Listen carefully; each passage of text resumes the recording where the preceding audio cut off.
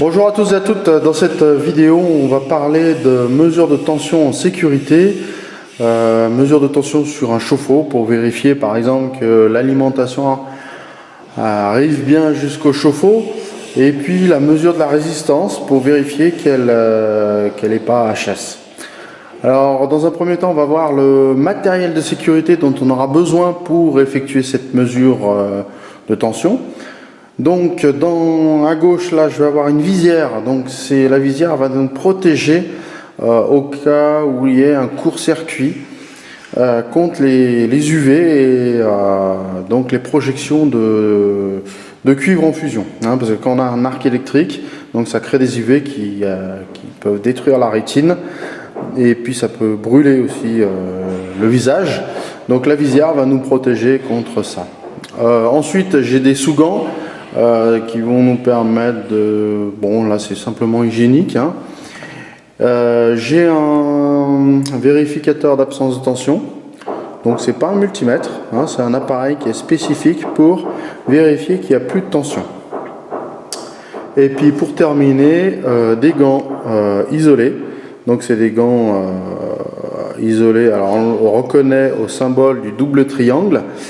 Et puis à côté, vous voyez, c'est marqué 00, donc ça c'est la classe. Ça veut dire qu'ils sont homologués jusqu'à 500 volts. Voilà. Alors, dans un premier temps, on va vérifier que le matériel fonctionne.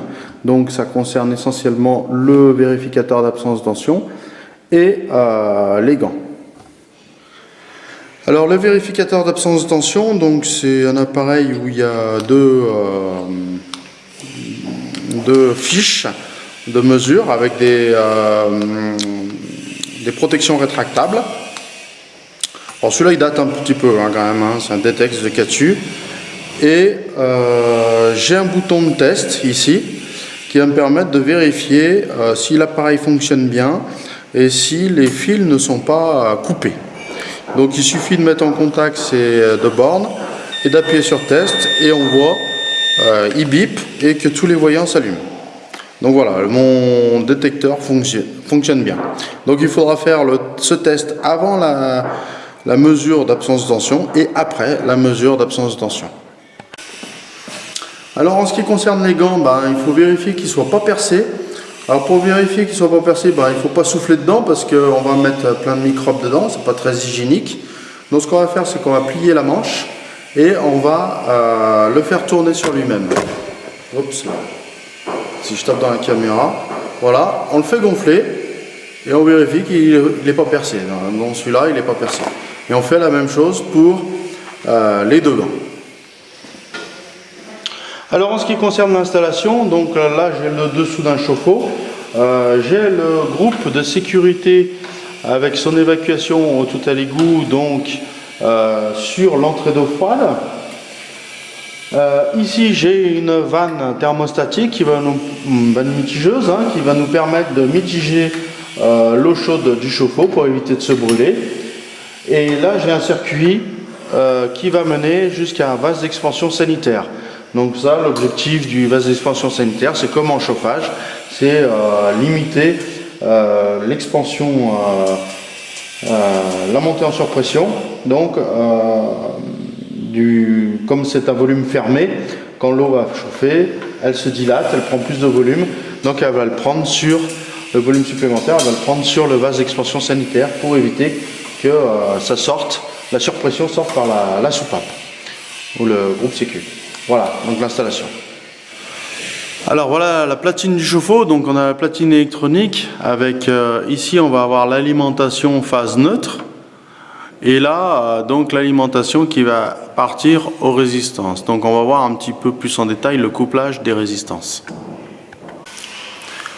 Alors voilà les résistances. Donc là j'ai le neutre, hein, qui alimente cette borne ici, parce que j'ai une plaquette, et cette borne là au milieu.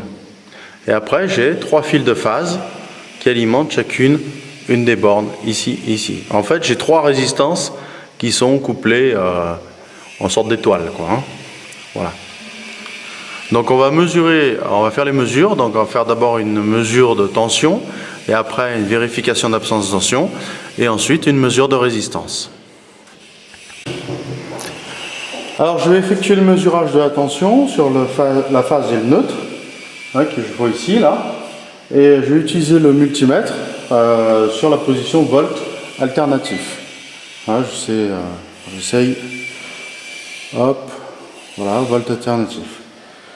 C'est pas évident, donc j'utilise les gants isolants parce que je suis au voisinage de pièces sous tension, c'est-à-dire que là, hein, je peux mettre le doigt dessus, je peux toucher, donc si je n'avais pas les gants, je me prendrais, je me ferais électriser ou électrocuter. Donc là, je vais faire ma mesure.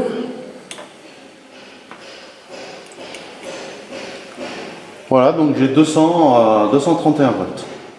Donc c'est important d'avoir les gants parce qu'on est au voisinage d'une pièce sous tension. Pareil, je peux toucher les résistances là, sans problème, hein, parce que mes gants sont isolés. C'est la raison pour laquelle il faut toujours tester les gants, savoir s'ils sont pas percés avant. Donc là, je vais couper l'installation avec un interrupteur de proximité. Et maintenant, je vais faire une vérification d'absence de tension. Donc là, je vais d'abord tester mon multimètre. Avec les gants, c'est un peu moins pratique. Voilà, c'est bon, il fonctionne. Les LED se sont allumés. Et là, je vais vérifier s'il n'y a plus de jus, plus de tension entre les conducteurs actifs, neutre, phase et la terre qui est derrière. Alors, c'est pas évident. Je vais me mettre comme ça. Voilà. Je teste le neutre et la phase. Donc j'ai rien. Je refais une vérification ensuite. Voilà. Donc ça veut dire que j'ai plus de tension sur mes conducteurs actifs. Hein, c'est bien important de faire toujours entre le conducteur actif et la terre. Parce que moi, je suis au potentiel de la terre. Hein, c'est-à-dire que là maintenant, je peux toucher sans problème. Il n'y a plus de jus. Alors maintenant, je peux utiliser mon multimètre en position ohm-mètre. Voilà, ici. Et mesurer les résistances entre phase et neutre. Alors, c'est pas évident. J'essaye de montrer en même temps, de mesurer sur le neutre et sur la phase. Et donc là, on voit 20,5, 20,4 ohms, 1,6 ohms. Voilà, ça c'est la valeur des résistances. Donc 20 ohms, c'est une valeur correcte pour une résistance de chauffe-eau de cette puissance, de ce volume. Après, on peut faire les calculs pour vérifier la puissance avec les mesures, la puissance du chauffe-eau.